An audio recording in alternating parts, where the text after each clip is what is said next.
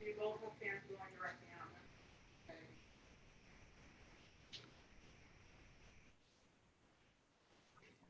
I believe I just got the Facebook notification to us being live. Yep, and I'm gonna just start typing things to people here. I hope Ustream chat should work, but I'm not getting it. There's chat.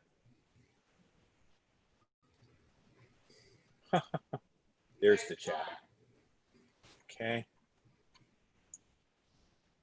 We're watching. Hi.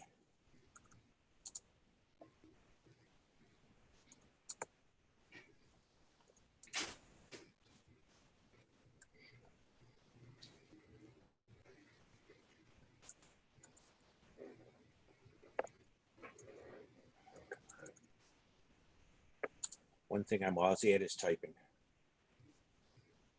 Let's do this.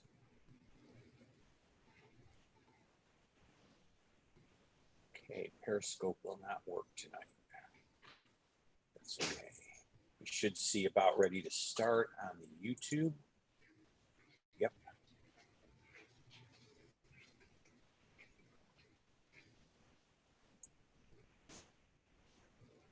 You getting a picture on YouTube at all? Yeah, you're live. I am live. Okay.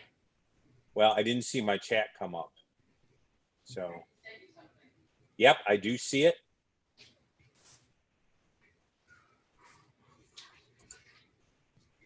I'm going to post it here too. Live. I'm not getting a picture on mine, but that's okay. There will be a couple minutes of delay, Lord willing. That's all it is a couple minutes of delay. It says the connection's excellent. So Wonderful. But you do see us on the YouTube, because I don't see us on the YouTube. There we are. We're good. Okay. Excellent.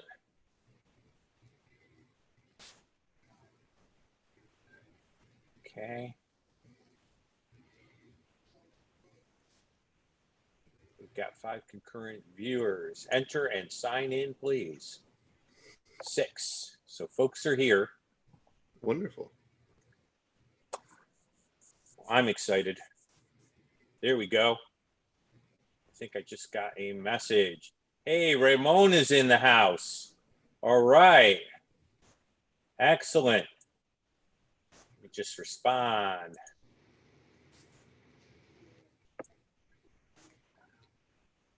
Throw a quick hi out to Ramon. All right.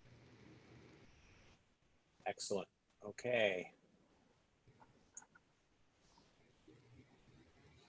About 2 minutes, we'll get started. People usually file in, and then some people may want to file in and join us live.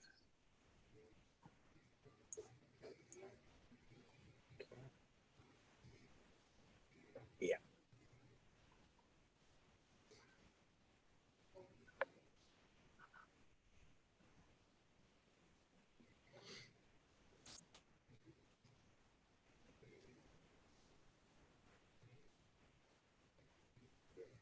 Yeah. Okay. So Ramon says blessings. And we should see a few people. People are probably going to jump in and out. So we'll start, because the numbers have dropped a little, but it could be internet and all sorts of other things going on. So not going to worry about that. The main thing is that we're broadcasting live, and we are live, and we will start. It is 7 o'clock. Welcome to this special edition of Zion's Banner with a special guest. I am hoping that this works, because I have some plans to possibly work with Eddie Youssef and have other people on. So we are testing the limits of technology here tonight. You will notice that the link for the YouTube meeting is there, so there will be freedom to actually come on and ask questions, or you can do it through the chat. The chat should include the 2 Facebook pages as well as YouTube. Sorry, Periscope folks, but the chat doesn't seem to be working for you. And so you have 2 options. And so we're going to get going. I got a young man with me whose picture you can see. We go back quite a way. Actually, I'm kind of excited. He did a message that really relates to apologetics. And long ago, his church allowed me to work with them in setting up a sort of internship. And he came out here for a number of weeks. Hey, Steve's in the house. Thanks, Steve. Good to see Steve. Again, you could do this chat or live. And so he came out here, got exposed to frying in Arizona, a bunch of other experiences, and met my lovely daughter. All my daughters are lovely. And the 2 of them were led by God, and they're getting ready to get married. And so, yes, I am guilty of a little nepotism, but don't worry, it's all in the family. And so Pastor Jordan, who's part of the pastoral staff at Peru Grace Brethren Church, which we have a special relationship. Why don't you tell them a little bit about what you're doing now, where you've been, and introduce yourself to folks? Hello, everyone. I am Pastor Jordan Bradley. It's actually been about 10 years to this week that I have been saved. I was brought to salvation at a youth conference in Ohio about 10 years ago this week. And I just remembered that. It was wonderful. But by the Lord's providence and his guiding, went through some years where the Lord had been leading me into the ministry. About 2014 was that internship that I had that brought me here in Arizona for the first time, where I was just thrust into the oven that is Arizona, and it is still an oven to this day. 117 degrees was the day today. But during my time out here, the Lord really impressed it on my heart to just pursue ministry full time. After that time, I pursued biblical training. My church set up a Bible Institute where I took quite a few classes. In the spring of 2018, I started in the January of 2018, I believe, I started an internship at Peru Grace Brethren Church, the church that I'm pastoring at now. I had grown up in that church, and they saw fit to give me a pastoral internship, and I served in that capacity for 2 years. During those 2 years, I went to the College of Biblical Studies in Indianapolis. It used to be called Crossroads Bible College, and I graduated at the end of 2019 with my bachelor's degree in pastoral studies, and now I am a pastor over the youth ministry. I'm an associate pastor, but my responsibilities are youth and family ministry. So that's about where I'm at now. But as Jeff has let you all know, I am in the process of getting married to his daughter. We packed up a truck today, and my father and I are going to be doing the long trip back to Indiana. It's about 24 hours. So that's the last 10 years in about a minute or so. Okay. What I'm going to do, you guys didn't have the chance to hear Jordan's message, and I'm not going to try to reproduce his entire message, which was done on a Wednesday night. What I'm going to do is bring some clips up. It's going to take a little bit of technology here, and then I'm going to talk to him about those clips. So we're going to sort of be coffee clutching, but not really, around these clips. Now, my preaching professor said that don't go over 2 minutes or people will be mad at you. And so I did a little bit, but I tried to keep the clips short enough that Jordan can fill in the gaps for us. but you still can see him in action. So I'm going to go ahead and click one of those. I'm going to have to do a screen share. You know how that goes. And I'm going to have to do share computer sound and optimize. And then I'm going to go to our clips here and bring up the first clip. And I have these numbered. At least I did earlier. Okay, there we go.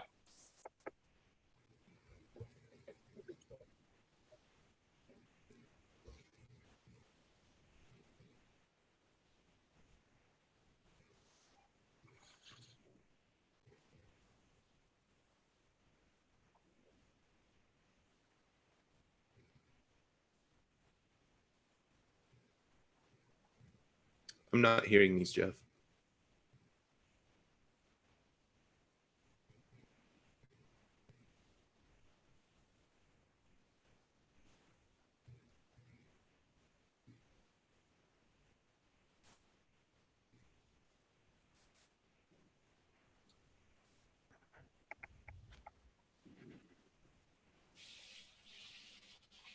Jeff, I didn't hear this. You're not hearing the clip. I can't hear you. You're not hearing the clip. Okay. Hey guys, I hear that you're not hearing. Oh, he's got audio now. It takes a few minutes to catch up.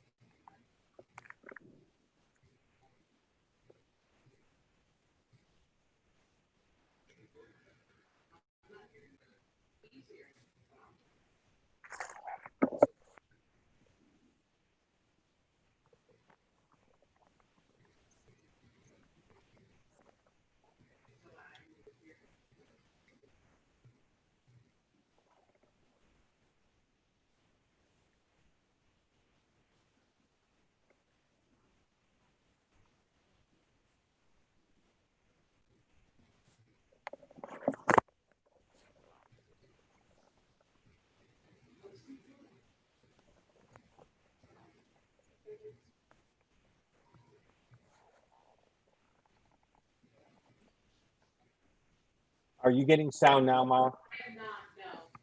I'm getting nothing.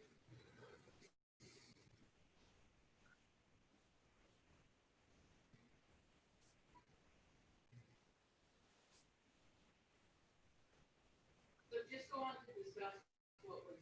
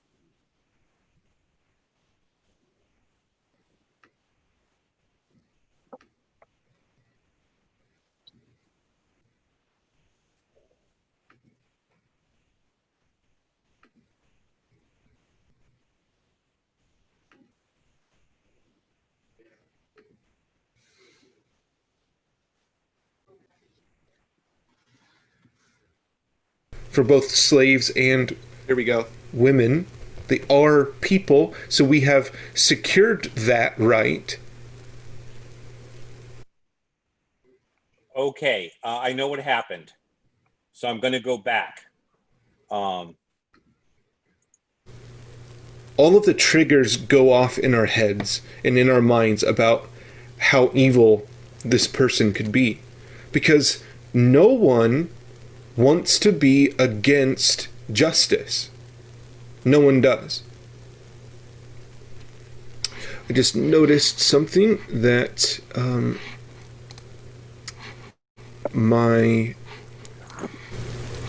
all of the triggers will be out of, or will be in the way. So I'll move I'll move us and bring this back up. There we go. No one wants to be against justice. We are all for justice. We want what is right to be done in this world for all people. In fact, our country was established on the assumption of justice. I mean, look at the preamble of the Constitution. We, the people of the United States, in order to form a more perfect union, establish justice, ensure domestic tranquility, provide for the common defense, promote the general welfare, and secure the blessings of liberty to ourselves and our posterity, do ordain this Constitution for the United States of America. Many of us memorize this in our days during grade school, or even later on. What about the Pledge of Allegiance? At least the last line, with liberty and justice for all. And this great concern for justice extends from our borders and from our shores to all the peoples of the world. I mean, think in the 20th century, everything that went on. We fought the First and Second World Wars based on this fact. And then there was the general fight against communism in the 20th century. Like, this has been one of the ideals that has ran our country from the beginning.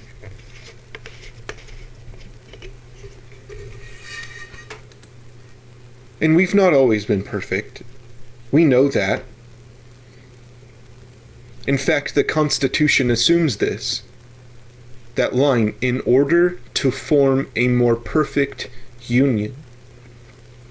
It has the idea that this formation is taking form to becoming more and more perfect as time goes on. That was the founders' hope. But we shouldn't hide from this fact. But we need to learn. And for the most part, we have. Throughout all of the centuries, we have abolished slavery. We've given women the right to vote. Or we've secured that right. They already had it. It was already given them by God because they are a person. For both slaves and women, they are people. So we have secured that right.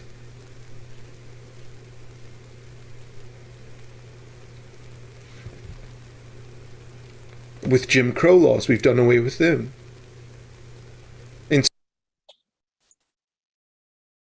Okay, so I should have stopped the share. And I should be able to bring that down. And bring that back up. Sorry about the little glitch there. The procedure is slightly different. And so I had to do something to make that work. Hopefully you got most of the clip. Folks can chime in and tell me how that went for you. But basically, we had a little thing we had to go ahead and do. So I'm sorry about the negative clip there. And that's why I started it over again. And so that's where things are at. There may be a few technical glitches going between Zoom, multi-screen, and Restream, but I think we're going to get this down. I'm going to invite questions. Now, you can do this two ways, but I'm going to ask Jordan a few questions here to get the ball rolling. Jordan, what did you really want to convey in that intro? How did you want to grab your audience and really kind of get their attention, and what were you trying to get across? I think the main thing that I was trying to get across is that the fight and the pursuit of justice it's not new. In today's society, it seems that pursuing justice or fighting for justice is something that has it's become politicized. One side of the aisle, I won't say which, doesn't look to be popularly fighting for justice, and then this other side of the aisle, it is all about quote unquote fighting for justice. But the truth is that that's not new. And so I was my hope was to show that it's been one of the founding principles was liberty and justice for all, and it's something that is rooted and grounded in the very fabric of our nation. And so this idea that that justice has not been given is wrong, mainly. Now, I've noticed something. It seems as though the younger people that I'm talking to, even on the street, they have a heightened awareness of this that doesn't seem to necessarily have been the same way in my generation. Do you have any thoughts as to why that would be? I think it's the I think their idea of justice is different than than what maybe maybe that we have been brought up with in America. So mainly, everyone is looking for equality of outcomes at this point in time. That's what they've been taught from the beginning, giving everybody equal equal outcomes. And traditionally, and I would also argue biblically, it's more not outcomes but opportunity, giving the opportunity for the pursuit of life and happiness, pursuit of a life that would be pleasing to God, if that makes sense. Okay, that's fair enough. The conversation even came up in a recent Chosen People thing as to how congregation leaders or pastors are now going to have to discuss these issues using some different language, not necessarily giving up our convictions. And I was sitting there thinking about talking about the Christian worldview in terms of human flourishing. Yes. And starting to talk to young people about human flourishing, and essentially saying, well, instead of dealing with I'm right and you're wrong, let's talk about a worldview that provides answers and human flourishing, and then put it in those sorts of terms. Now, I want to make room for other folks who want to chime in here, but I got at least a hum, and I'm hoping more people jump back in. There are a few mistakes I've made with tonight. That was the longest clip, but I think I will get far better at this. So this is really kind of good. You may have some questions based on that clip.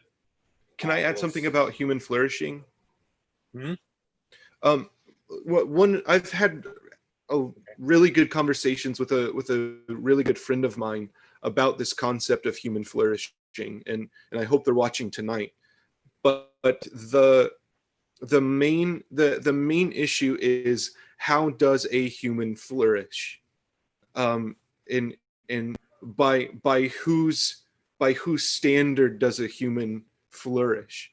And we have to fall back on, we have been created by a creator, and the way he determines that we would flourish is how we should flourish.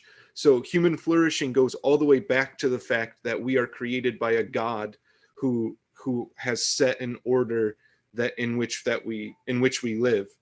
And if we live outside of his dominion, outside of his rules, we are not going to flourish. Anything outside of his will, his rules, is just going to run society into the ground. Okay, now there's a comment here. Corin's ended up picking up. I'm going to try something here. I'm going to try to share her comment, and I can do that via Restream. And so I'm going to bring that up, and you can see Corin's comment, sort of picking up where Francis Schaeffer left off. And in a sense, that's true. And in the sense, that's false. In the fact that Francis Schaeffer wasn't dealing with it packaged in the same way. Right. So when I read Francis Schaeffer's writings, Escape from Reason, Death in the City, How Then Shall We Live? He was dealing with a slightly different framework. But I think he and some of the professors even I had talking about the good, the true, the beautiful, human flourishing, and society the way it was meant to be are really covered under this. If Jordan doesn't mind me relating a quick story, I know it's your interview here, but if you don't mind sharing it. I was doing an open forum on the Christian view of marriage and homosexuality on a college campus. And one of the girls who was of the lifestyle said, I really appreciate your convictions. It was about civil unions. They came to Vermont when I was there. Yeah. And why can't I end up inheriting from my significant other? And I said, you know, I really don't care about who you inherit from because I'm not into your money. I said, but here's the thing. I want you to be all you can be as an image bearer. And God wants that too. And the lifestyle that you have is not allowing you to be all that you were meant to be and created to be. So what I want is your ultimate being all that you were meant to be. Amen. Actually, she was a sweet gal and thanked me for my convictions and said, I don't necessarily agree, but she handled that really well. And that was bringing in that idea. So I'm going to try to bring up the second clip and this time hit share screen correctly. Okay, I had the app up. I don't have the app up anymore. So I've got to bring the thing up and actually go to our second clip. And I'm going to open that up here. And it's, okay, I'm going to, man, the screen won't let me shrink it. There we go. Okay, there we go. And I'm going to try to screen share this the proper way. Okay, there we go. Movies, TV, optimize, share sound, share. And I'm going to hit this. Process of eliminations. Into a process of eliminations. First, the elimination of poverty, the elimination of suffering, and the elimination of differences. So again, poverty. We see some people, we see a lot of people have a lot of money and a lot of people who don't have a lot of money. So we're going to take it from these people and give it to those people so they are equal. Again, with suffering, how would you do that? How would you alleviate that suffering? Well, they would often say that those who are suffering because of those who are in power. So we're going to take the power away from those who have the power and give it to those who don't. And then the elimination of differences. That one was new to me. It was difficult for me to understand. But then in this book, there's this thought of the fact that he grew up in Hungary, where maybe it wasn't Hungary, but he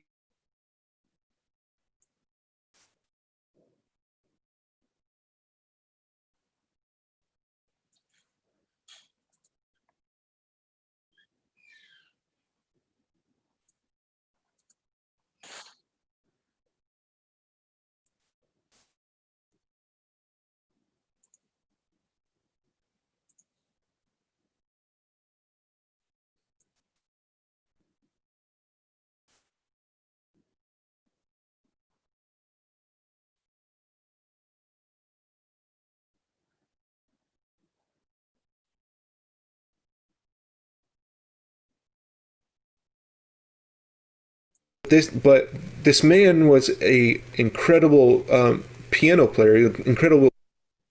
Okay, I think the screen share temporarily stopped for some reason.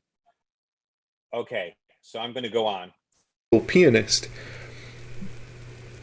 but he wasn't allowed to stick out because he was going to show his differences from the rest of the people. And so he said that any artist will not be a communist. And he was told that he couldn't have piano recitals for 6 months. And then he left the country when he could. Okay, I think there was a brief problem with the screen share there, but it caught back up with itself. So I'm going to go back to my Zoom here. And technically, we should be back where we were. I'm going to stop the share and go back. We had a little bit of a sound, internet glitch here. But you introduced the idea of definitions, which I think are very important in any apologetics discussion. And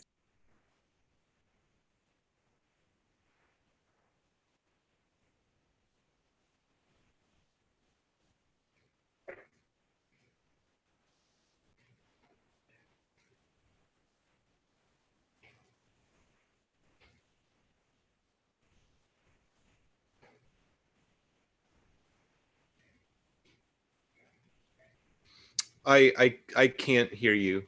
Yeah, we can't do either. Interesting.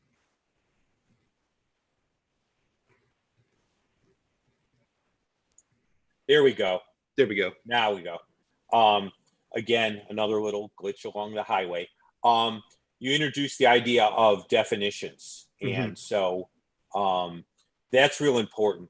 You really want to define your definitions. So you seem to talk about it definition by elimination.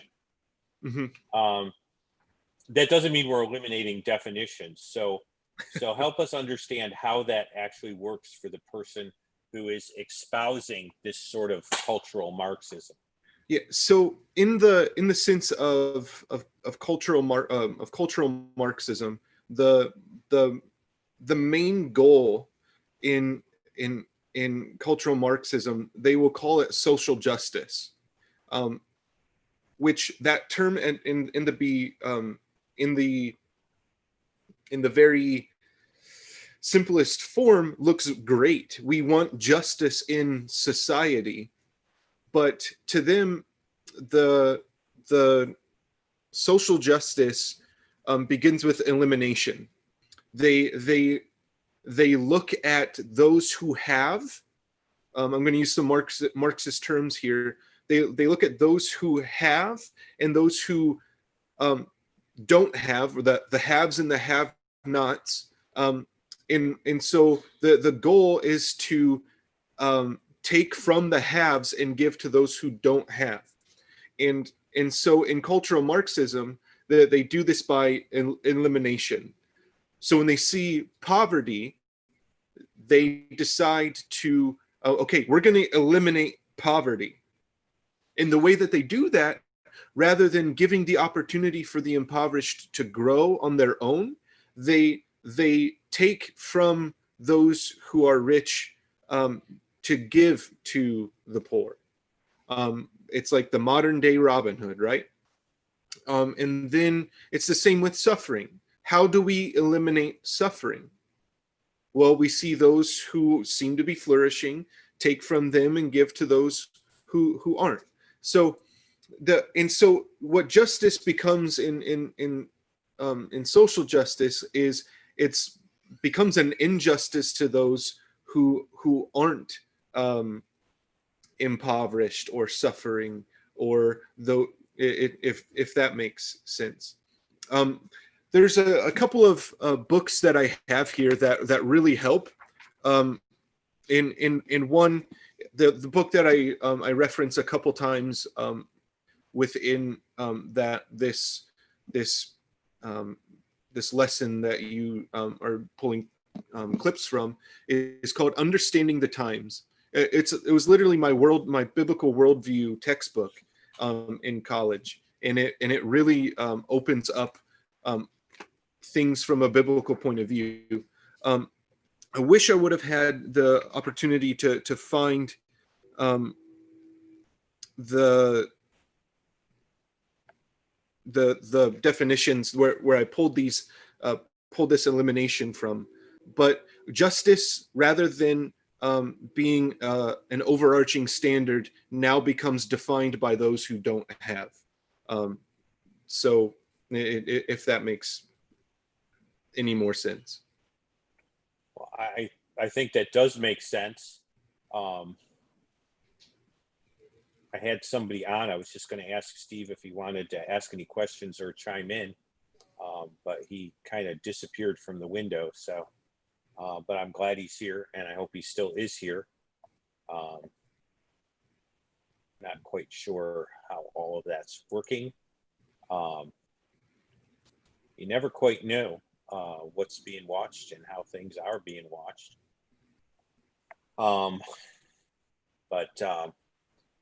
So basically, it's a matter of a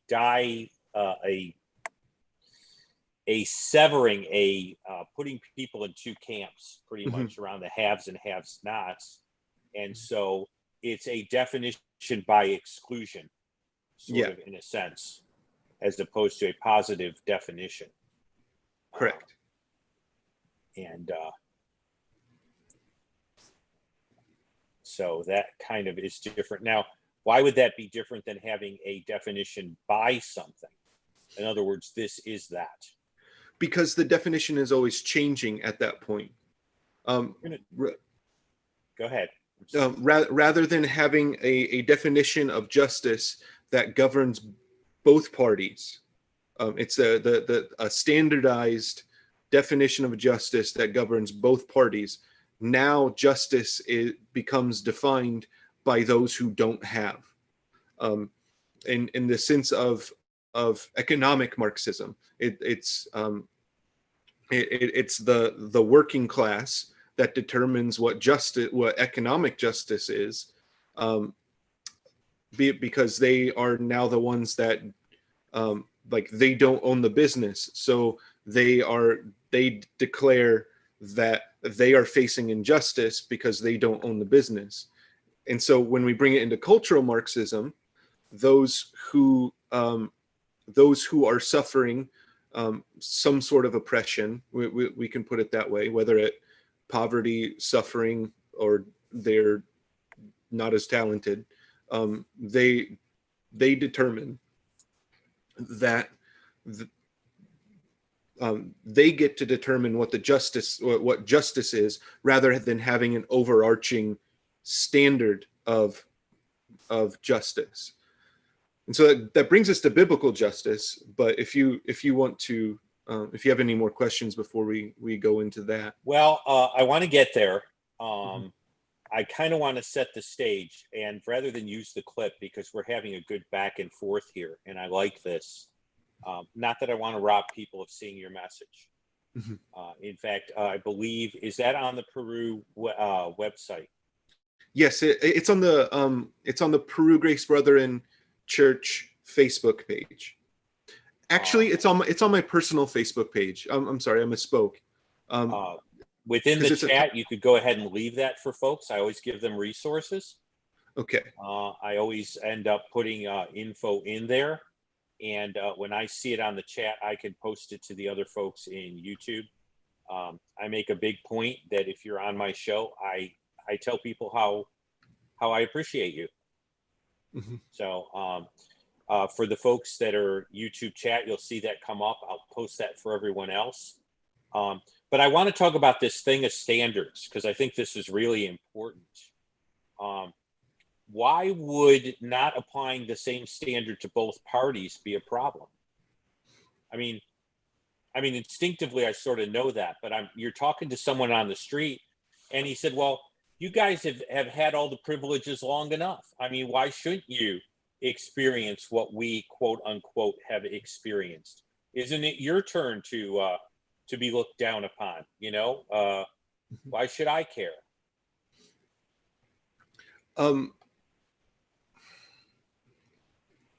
Because they are now performing the very thing that they say is wrong. They now commit an injustice by their own definition, to the person that they are wanting to experience said injustice. So you could say to such a person, now wait a minute, your position is contradictory.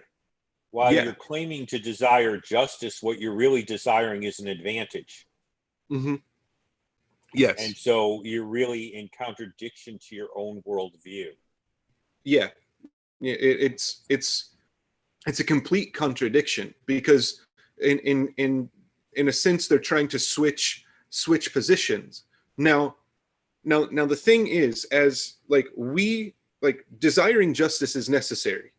Like pursuing justice is necessary. But if justice doesn't have a solid standard, there's nothing to pursue. It's nebulous. Like you're like trying to reach out and grab fog or a sand cloud. I think you have those in Arizona. Like it's like reaching out and trying to grasp something that you can't, like you can't touch if it's always going to shift. And so that's what takes place when someone says, no, now you become the oppressed while I get the advantage for however long that they want to define an advantage. Okay. So let's take this and let's develop a principle out of this. So we could then say that really, without a standard that's outside of human beings, we call that a transcendent moral standard. Really, it becomes subjective, and then justice degrades into advantage. Yeah. Or look, can we use a hot button term? Sure. Privilege.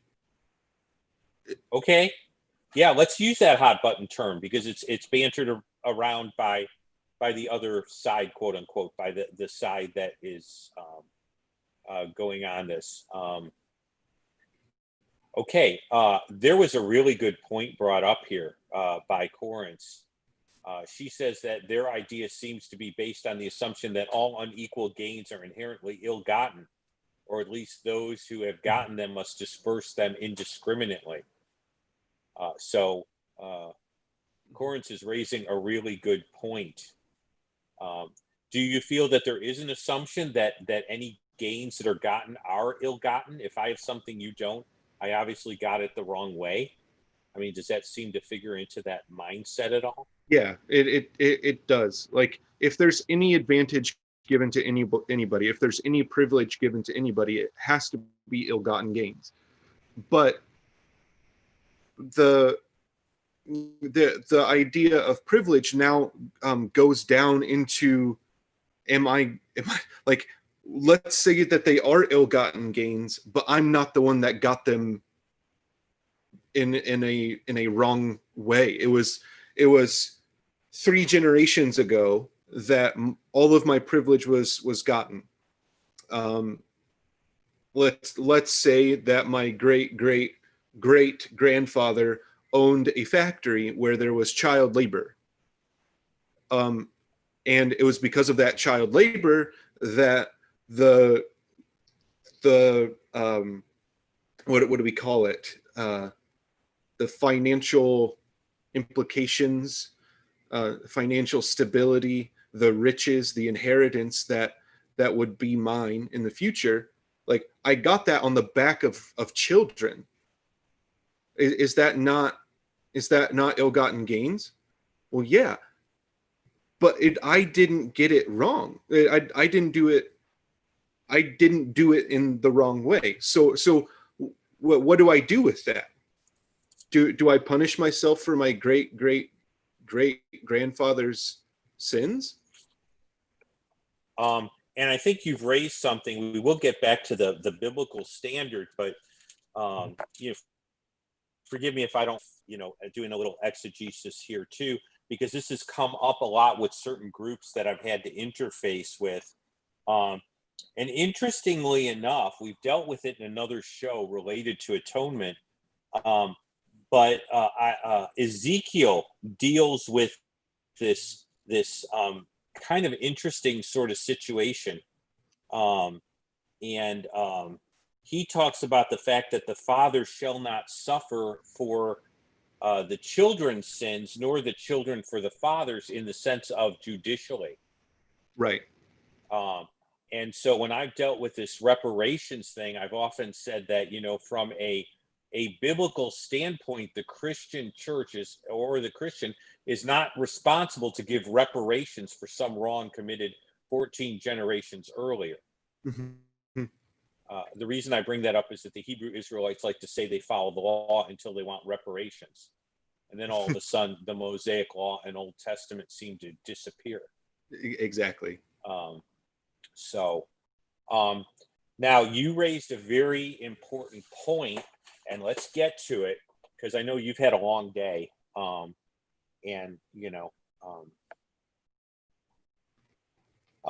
Let's talk about the biblical basis for justice, which in my biblical ethics class, and even when I ended up talking about the moral standards that God held nations under, there is a biblical place for justice based on who God is and what he expects of his people. And I know it looks like your Bible's already open, so why don't you go ahead and say a few things? So, one of the things that I really enjoy about the law is that it gives, by law I mean the Torah, and the way God asked Israel to run itself as a nation. I find it riveting. I really do, because a lot of American jurisprudence and is founded on biblical law. One of the things, Deuteronomy chapter 1, verses 16 and 17. Then I charged your judges at that time, saying, hear the cases between your fellow countrymen, and judge righteously between a man and his fellow countrymen, or the alien who is with him. You shall not show partiality in judgment. You shall hear the small and the great alike. You shall not fear man, for the judgment is God's. There's your standard. It's God's judgment. The case is, if the case is too hard for you, you shall bring it to me. That's Moses saying, and I will hear it. I think what I want to point out is that justice is blind. Justice is blind. Beginning Deuteronomy chapter 1, verse 17. You shall not show partiality in judgment. And then a little later on, you shall not fear man, for the judgment is God's. I think of the prophet Nathan, or isn't he the one that went to King David to declare to him the judgment of God based on his sin with Bathsheba? Yeah. That's a way of not fearing man, because like the judgment is God's. And this idea of not showing partiality is riddled throughout all of Scripture. I'm thinking of James chapter 2, when talking about a rich man and a poor man coming into the church gathering. Which one are you going to show honor to? Well, it better be both equally, because if you favor one, you're showing partiality, and you are not loving your brother who is poor. But again, it comes down to that standard of what is biblical justice, and we see it here. For the judgment is God's. That's the standard. But you see in verse 16, righteously. It has to be done according to God's righteousness. Because I can sit here as a Christian all day and tell you, like, we must do this, we must do this, we must do this. And then I I go and I was reading in Mark, I think. I in following the law, I'm supposed to help my parents out in as they go in old age, or I declare it korban, given to God, but I steal and I invalidate the word of God, right? Like that's not righteousness. That's not according to the law of God. So righteous is not my own contrived understanding of right and wrong, because my conscience or my mind is fallible and needs to be done to God's righteousness in the way he expounds within his word and the way he has revealed it to us. Okay, Corin's jumped in here again. It's not that Corin's is the only person here, but you know, you can always jump in, and I will attempt to share. There we go, and share that. And there's probably not a single human culture that does not have privileges that they acquired through wrongful machinations of their ancestors. That's a legitimate point. Yeah. One of the things in the, I think it was the first, or one of the things that I was talking about in the elimination of poverty, elimination of suffering, elimination of differences, whose standard is poverty? Like, according to American standard? But what about Liberia, in like the poorest country in Africa? What about their standard of poverty? Like, whose standard of poverty are we basing this impoverished, like eliminating poverty by? Okay, and that's a valid point. And you know, in a sense, what Corinth has raised is that given the sinfulness of humankind, that probably there were dirty tricks that any group of people at one point played on another. Yeah, or on their own group. You know, so that's a worthwhile point. Let's raise another point, and I think it's important to get out here, is that God's standards are based on his good character. Yeah. The only reason I raise that is that Allah says many things, and because Allah says them, they're good, and we want to avoid what's called ethical volunteerism, which is that the standards are good only because they're commanded in a vacuum. Right.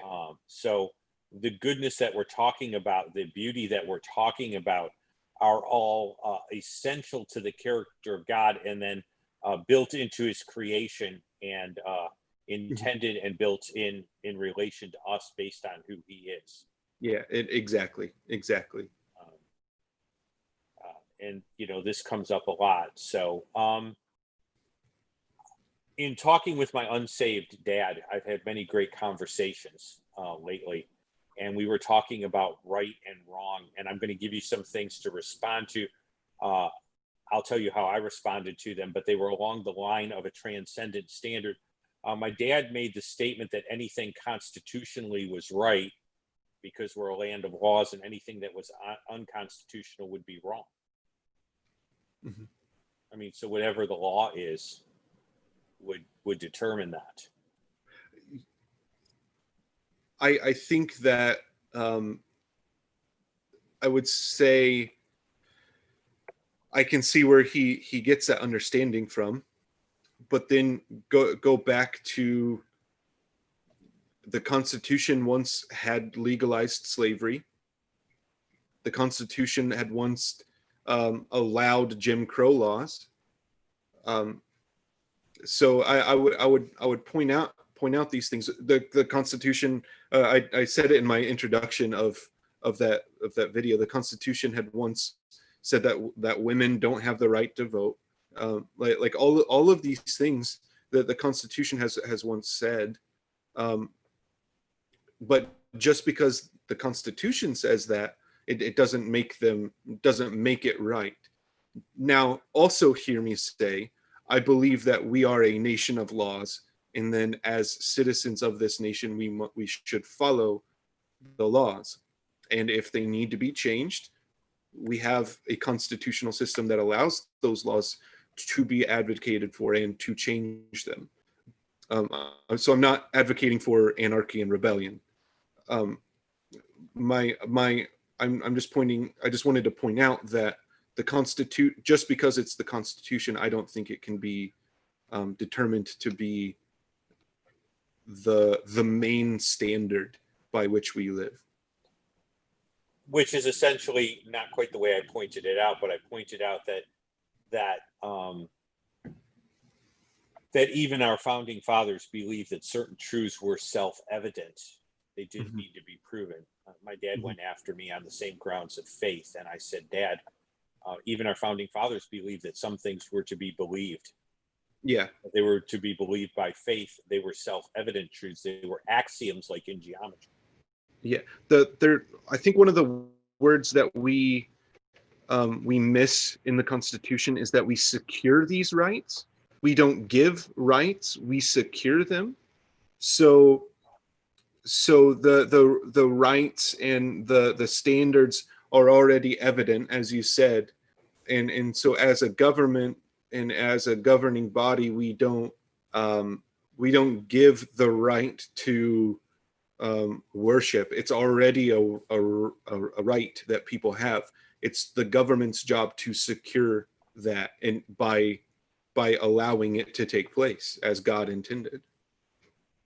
Which brings us back to a very important point to maybe make with people, is that this worldview is dependent on a subjective judgment. Mm-hmm. Who's to say that I'm more oppressed than you are, depending on how you define that oppression and at what time period? Yeah. And so we need to challenge people with the need for a transcendent standard. Yeah. There is a budding, I don't even know if it's a budding worldview, along the lines of cultural Marxism. The definition of privilege and oppression has been defined as intersectionality. It's incredibly hard to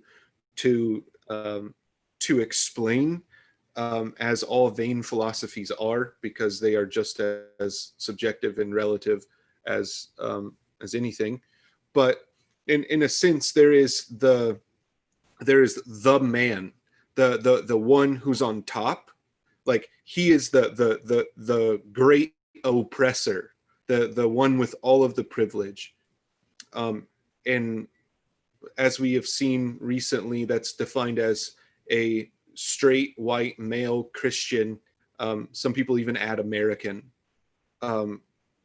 Now, if you can find any place where you are not a straight white male Christian American, if you can find any place in there, that's one intersection of oppression. So in a sense, if you are a straight white female Christian American, you have an intersection at female, and so you have been oppressed in as much as you are not male, and so we need to fight against that glass ceiling, so we can pull him down and push you up, so everything is equal.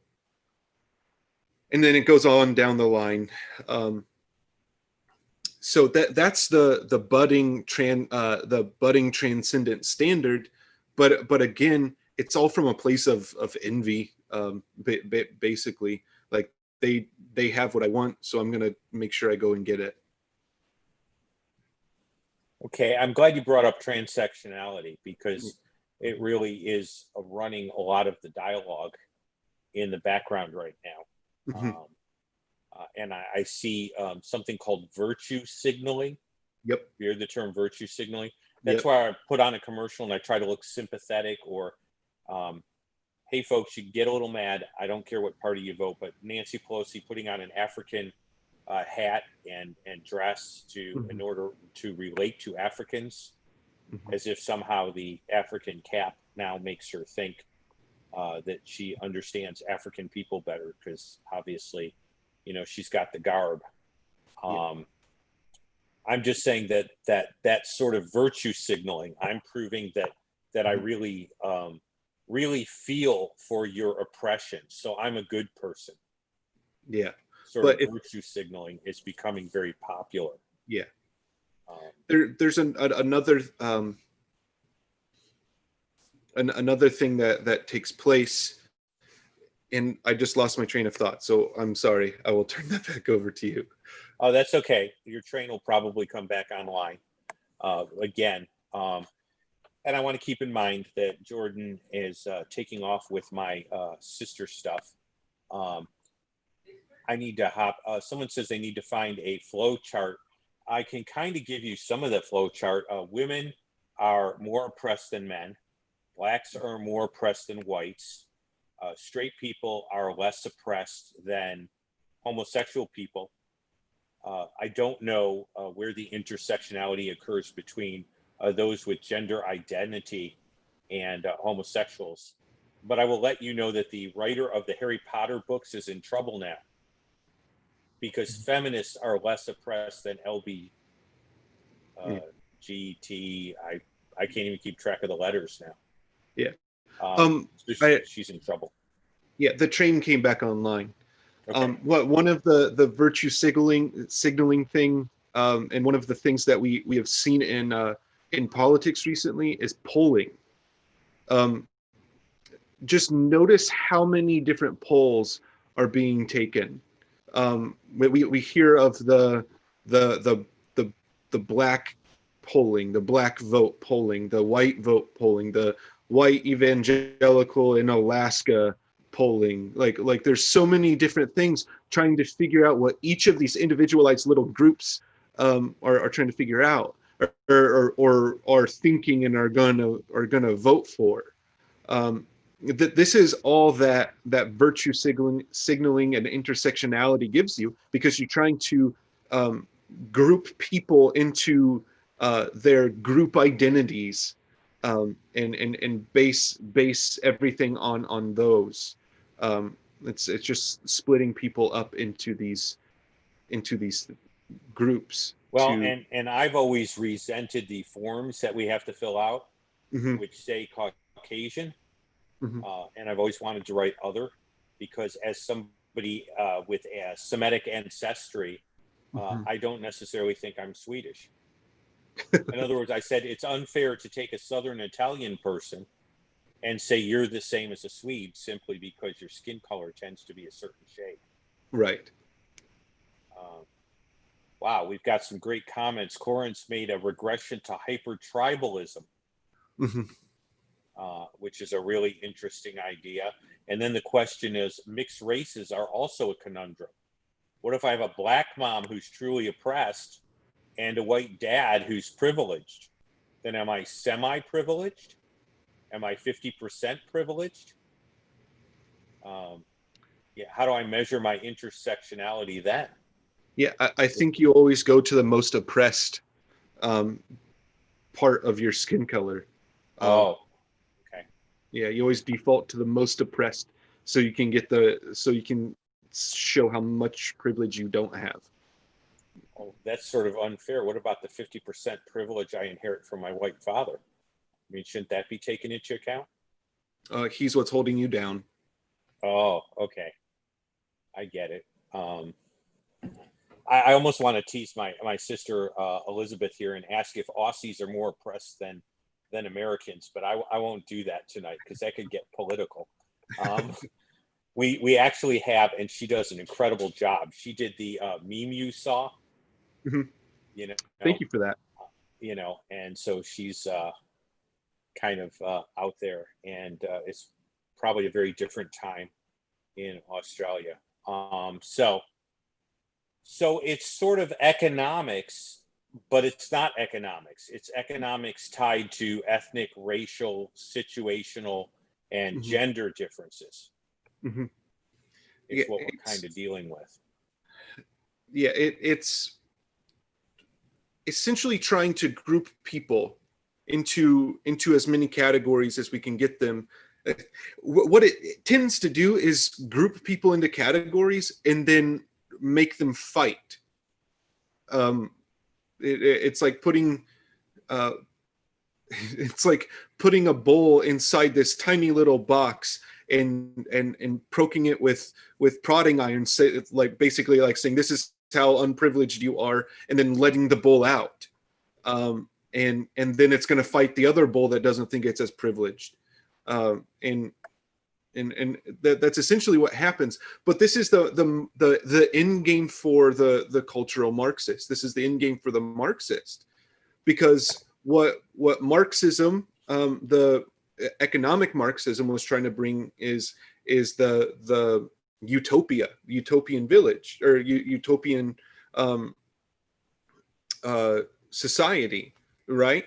And it's the same thing with cultural Marxism, in that the utopian society is where there is no differences at all, between sexes, between genders, but that's the same thing, but not in today's society, I guess. Between sexual orientation, between religion, between all of these different things. Like, we're trying to eliminate all differences there, and then that, when all differences are eliminated, that's supposed to be utopia. But okay. There was a movie like that. It was based on a novel by Ursula Le Guin called The Laith of Heaven. It was brought to the BBC, and I remember watching it. And it's sort of a surreal sci-fi thing, and I don't know if it's making the exact same point, but it's weird. He wakes up gray, and everyone's gray, and that way they're not black or white. Yeah, there's no beauty there. That book that I referenced earlier, America's 30 Years War by Visogni, he was this world-renowned, like at the end of his life, this world-renowned pianist, beautiful piano player, but he wasn't allowed to stick out in the USSR when he was in schooling. Like, any time that he stuck out, he was punished for it, and so he couldn't do piano recitals, and so they took all of these privileges away from him because he did stick out and spoke against the party. And so rather than having a bunch of little Lenins running around, he decided to come to America in the end. Okay, this has been really good. I know Jordan's had a full day, and I know at least waiting for me is a chocolate cake and the rest of something. And he actually and we actually ended up moving a lot of stuff at once. And they're going to be taking off early in the morning. So I want to be able to stretch out and relax a little with him and absorb some more carbs, which I don't need before I turn in. Can I suggest? I really like this format. It's been fun to think with someone else.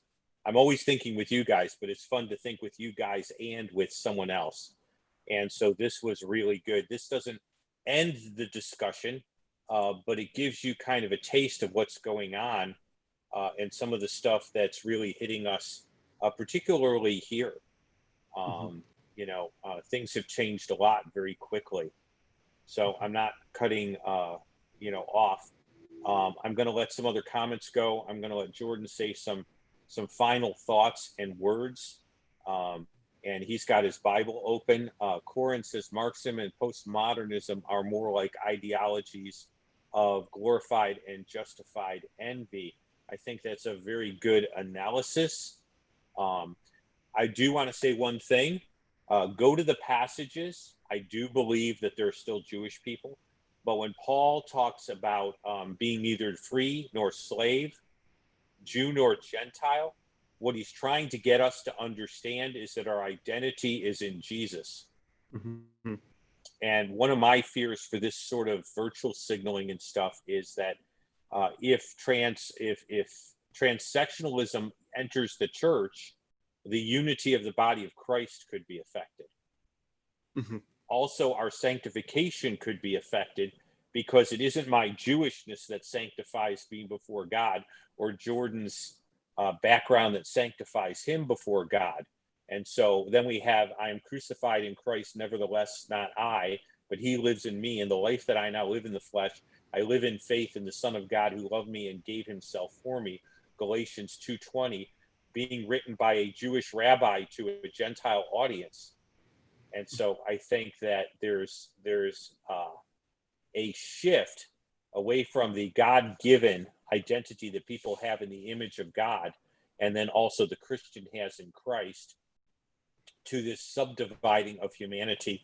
And I will turn things back over. I think Corinth is correct, but I think Jordan probably wants to say some words here and crack the Bible. And I honestly think that in Christianity today, there is, not the magazine, but in Christendom today, let's say it that way, there is, we have forgotten the golden rule. Look, who am I to say that there is no such thing as injustices, and there is no such thing as racism. There's no such thing as any of these things. But we've forgotten the golden rule, which Jesus says this in Matthew chapter 7, verse 12. In everything, therefore, treat people the same way you want them to treat you, for this is the law and the prophets. What Jesus says elsewhere, that the law and the law is summed up in the first commandment, which is love the Lord your God with all your heart, mind, soul, and strength, and then love your neighbor as yourself. Those two sum up everything. And your neighbor is anyone. And so you treat your neighbor the way you want to be treated. And that is overarching for everyone. And so when we say that they are oppressing me, therefore I'm going to tear them down so that I can be on top, that is not treating them the way you want to be treated. And to love neighbor, if you do have any amount of privilege, just to use that term, use that privilege for the betterment of your neighbor. But that doesn't mean submitting to some ideology of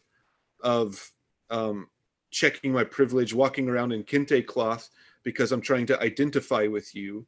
No, it's loving them the way God would want you to love them. Just the last thing that I want to say, there's another book that I really want to share with you all. It's really good. It came out like 2 weeks ago. It's called By What Standard? I don't know if you can see this. It's put out by the Founders Press and Founders Ministry. It is so good. The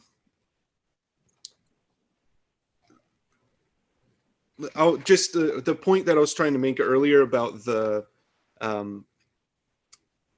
way that they take polling, I'm just going to read a quick little paragraph here.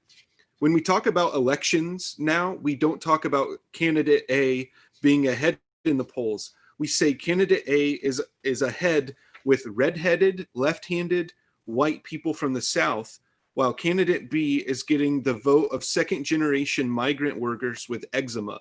Why do we talk like that? Why do we think about politics in this way? Why do we think about each other in this way? And the reason is intersectionality. Just a taste of the book. You'll love it.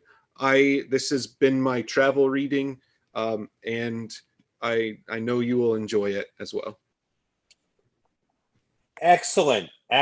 And one of the challenges to me that I've taken up a little bit is to take some of that ministry money and allow God to let me get the books He wants me to read. Fortunately, my daughters have helped me with some free books that I did not have to get a hold of, and you've gotten a taste of some of those. Let me close by saying that basically the cure is the image of God in us, and then bringing that image to accepting Jesus so that image can be renewed. And then we have an identity in the second Adam that is not divided up.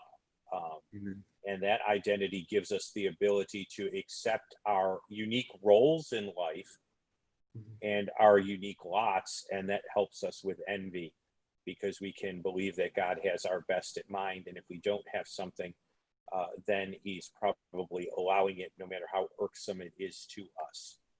And so that's where I'm going to leave things. Enjoy a little more time with Jordan and his dad before they get too sleepy for me to enjoy it. And I am glad you got a taste of Jordan. Here is a pastor making some apologetics material and bringing it to his church, a church that I have a love for. And I hope if you didn't hit the like button on YouTube, please do that. This was an experiment, something I plan to do a little more of where God allows. And hit that like button. If you haven't subscribed, subscribe. We have 1 new subscriber at least, if not 2. Remember, I set a goal for 6 to see if God could give us 6 new subscribers before the end of a month. Normally, I would put the credit screen up. This is my verbal credit screen. Thank you for all that decided that they want to support the videos. That's Patreon, or support us through Chosen People, or even Go Ministries. This has been great. So consider this the credit screen. Even though on Patreon I said I'd put it up, because I don't know how to do that very well with this software quite yet. I'm going to go ahead and we're going to kick back and watch the rest of a mystery and eat chocolate cake, at least some of us. If Jordan doesn't want a piece, I'll eat it in front of him and apologize afterwards. So here we are. And I'll let you all go. Thank you for being here. Corinth, it's always a pleasure. Steve, you're deeply loved. I can't name all of you. Greetings to those from down under.